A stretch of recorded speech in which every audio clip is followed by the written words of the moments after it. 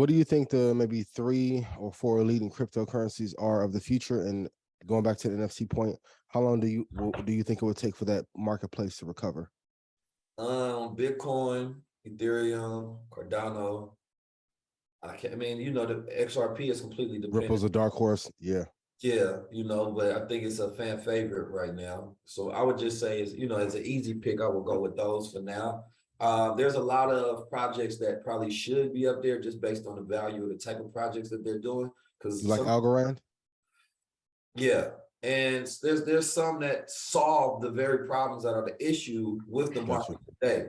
And I think that if companies was looking, let's say that they got an allocation of 20% of their budget to go into that space, I think that they will be looking for companies that actually solve problems in the real world, right? So there's going to be some right now that's probably not on the top 10, that's lower market caps, that are actual real companies that solve real problems. Say that again. Yes. Yes. Yeah, and Because I don't want people to miss that point, especially in a recession.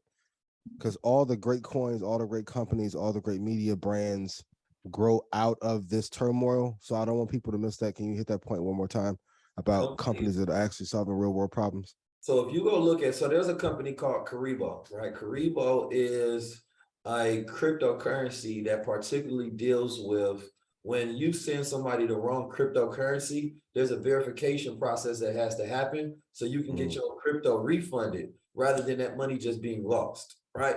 That's solving a real problem, right? There's cryptos that are connected to Wi-Fi, right? And giving access Wi-Fi to like this peer-to-peer Wi-Fi that allows you to get access to it. We're talking about companies whose mission is not making money, right? But solving problems and creating impact.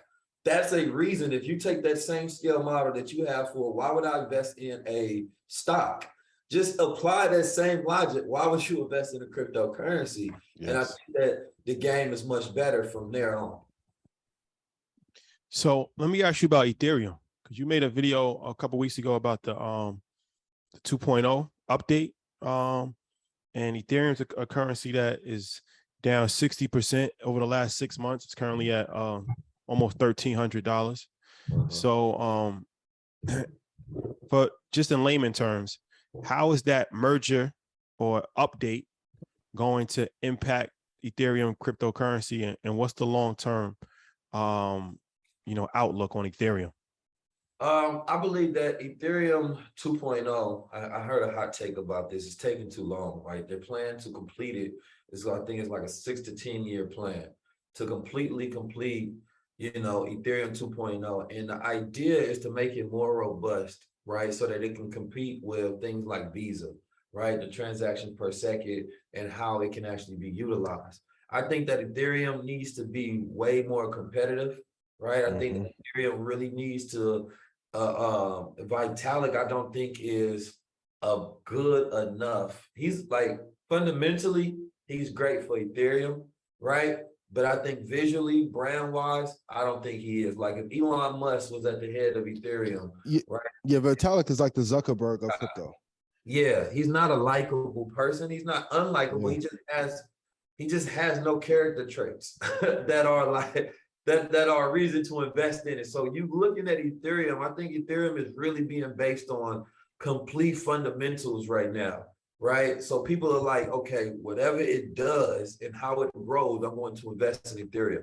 Ethereum is not right now in this phase where people invest in it because it's sexy and things of that nature. So I think that that's not good for it, because then once you start grading a cryptocurrency like Ethereum completely on what it does next, what's the value, right? Then you're going to get a true value Ethereum, right? But what you want in that case is something that goes to skyrocket, right? You don't want people to react realistically. You want them to react based on vision and their imagination, right? And fear of missing out on what the next biggest thing in the world is going to be.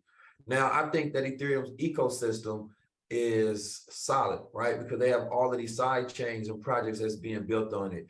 And there's a possibility that some of these projects like Polygon can actually take over, because I feel like they're being more innovative, right? It feels younger and it feels like they're really listening to the people, where Ethereum has to be like this grandfather that sets these stern rules.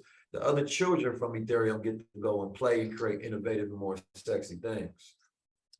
High level conversation. So we talked about crypto. Obviously, we talked about AI. I want to talk about VR though, right? Because that's something that we actually experienced with you when we were doing the Microsoft product. Obviously, we know Google has something. Apple potentially at some point in the next maybe 16 months will have a wearable. The new Oculus just came out from Meta.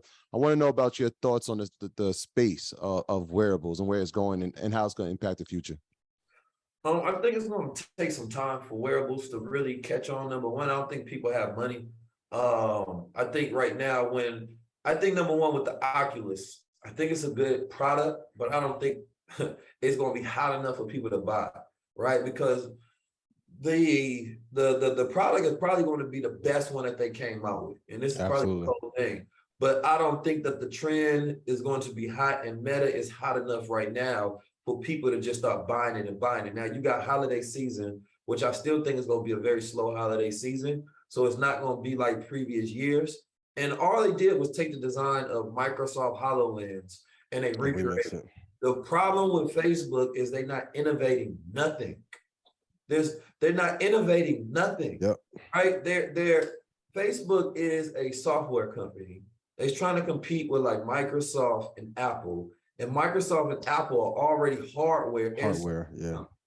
And so they're trying to get into hardware space, and they're trying to get into new spaces that other companies already have a mastery on, right? If Apple wanted to jump in this space tomorrow with glasses, it will outpace and outsell anything that Meta could ever put out, right? That's just the fact. April.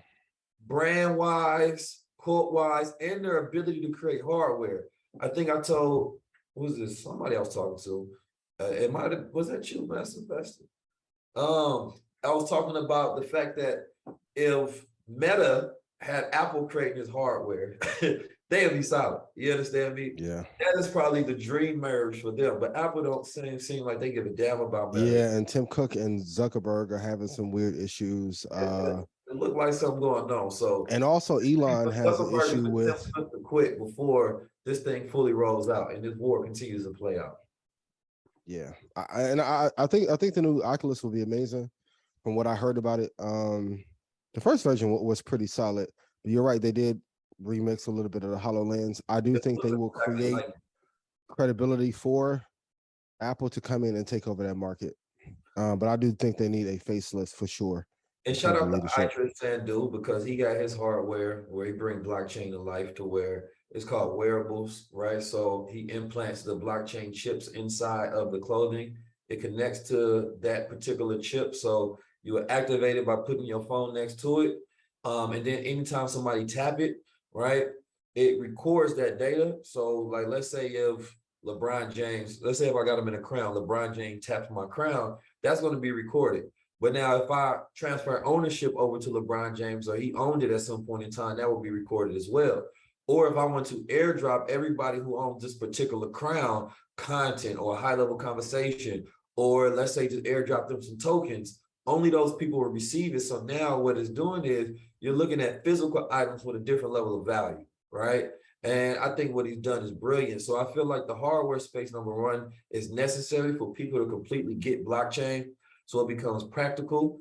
I think that the hardest thing about blockchain and cryptocurrency is the names, the technical names, because people don't understand all that shit, right? The average only 32% of America got a bachelor's degree, right? 80-something% actually graduate from high school. So you have these high level mathematical terms, right, that are disrespectful to the current intelligence of our population.